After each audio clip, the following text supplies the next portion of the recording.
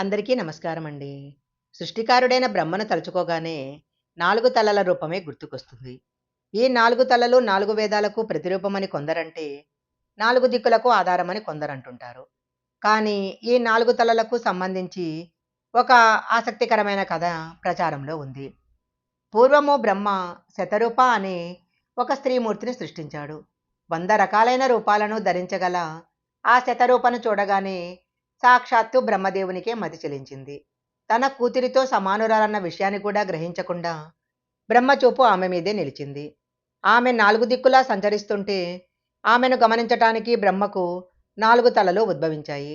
వీటికి తోడుగా శతరూప ఊర్ధముఖంగా పయనించేటప్పుడు ఆమెను చూస్తూ ఉండటానికి 5వ తల కూడా ఏర్పడింది. ఈ దృశ్యాన్ని చూసిన పరమేశ్వరుడు బ్రహ్మ చపలచిత్తానికి తగిన దండన విధించాలి అనుకున్నాడట.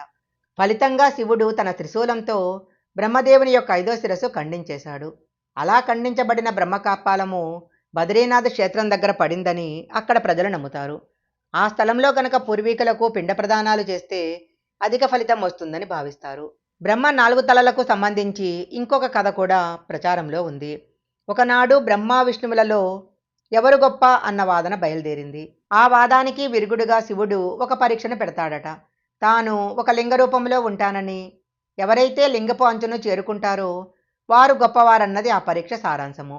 ఆ పరీక్షకు బ్రహ్మ విష్ణువులిద్దరూ సరే అన్నారు.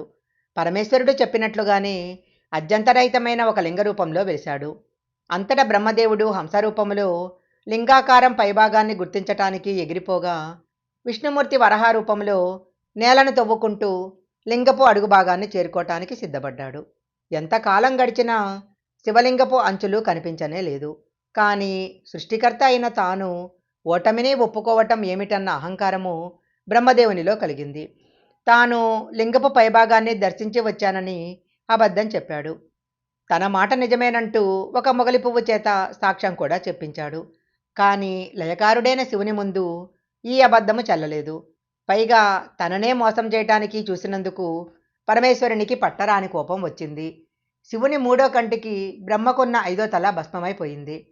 అందరికీ ఆదర్శంగా నిలవాల్సిన దైవమే అబద్ధాన్ని పలకటంతో ఇక మీదట బ్రహ్మ పూజలందుకునే అర్హత కోల్పోతాడని శివుడు శపించాడు. బ్రహ్మకు సాక్ష్యంగా నిలిచిన మొగలి పువ్వు కూడా ఇక మీదట పూజకు పనికిరాదంటూ శాసించాడు.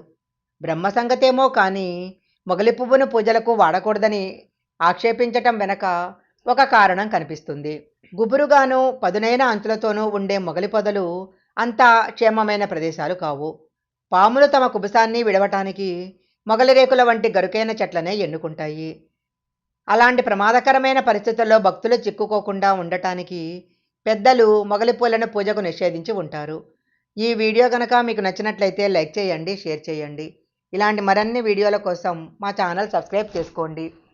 పక్కనే ఉన్న బెల్ ఐకాన్ యాక్టివేషన్ చేసుకుంటే మేము పెట్టే వీడియోలన్నీ కూడా మీకు ముందుగానే నోటిఫికేషన్గా వస్తాయి. మరొక మంచి వీడియోతో మళ్ళీ కలుసుకుందాం.